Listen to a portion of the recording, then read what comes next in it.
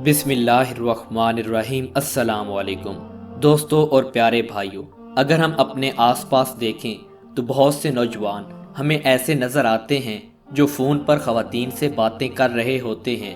और उनसे भी ज़्यादा अगर हम किसी पार्क में या किसी इंजॉयमेंट की जगह पर जाएं तो वहाँ पर हर लड़का एक लड़की की तलाश में होता है या किसी न किसी लड़की के साथ घूम रहा होता है। किसी न किसी लड़की के हाथ में उसका हाथ होता है, जिसके बारे में हुजूर अकरम सल्लल्लाहु अलैहि वसल्लम ने सख्त वईद सुनाई है। ऐसे ही एक शख्स का वाक़या आज हम आपको सुनाते हैं। उससे पहले हमारे चैनल पर नए आने वाले मेहमानों से दरख्वास्त की जाती है कि हमारे चैनल को सब्सक्राइब करके बेल आइकन को भी ऑन कर लें ताकि मज़ीद वीडियोस भी आपको मिलती रहें। दोस्तों और प्यारे भाइयों, मदीने में एक शख्स औरतों से बातें किया करता था और मोहल्ले की नामहरम औरतों से मजाक भी किया करता था। औरतों से बातें करना और औरतों से मजाक करना उसकी आदत बन चुकी थी। दोस्तों, जब हजरत अली रज़ी अल्लाह तआला अन्हो को ये मालूम हुआ कि फलां शख्स औरतों से बातें करता है और औरतों से तरह तरह के मजाक करता है, तो हजरत अली रज़ी अल्लाह तआला अन्हो ने उस शख्स को अपने पास बुलाया और फरमाया कि ऐ शख्स, याद रखना कि नामहरम औरतों से हाथ मिलाना, नामहरम औरतों से बातें करना और तरह तरह के मजाक करना नेक अमाल को ऐसे जलाता है जैसे आग लकड़ी को जलाती है।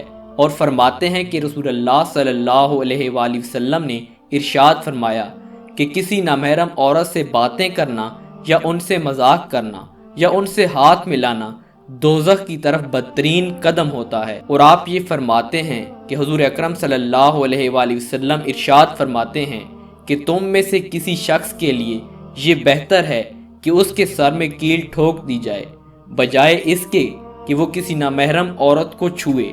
दोस्तों और प्यारे भाइयों, किसी नामहरम को हाथ लगाना, उससे बातें करना या उससे मजाक करना अल्लाह और उसके रसूल को सबसे ज़्यादा नापसंद है, क्योंकि ये एक ऐसा बदतरीन अमल है जिससे इंसान का ईमान तबाह हो जाता है और ऐसा करने वाले के माथे पर फरिश्ते दोज़ख को लिख देते हैं।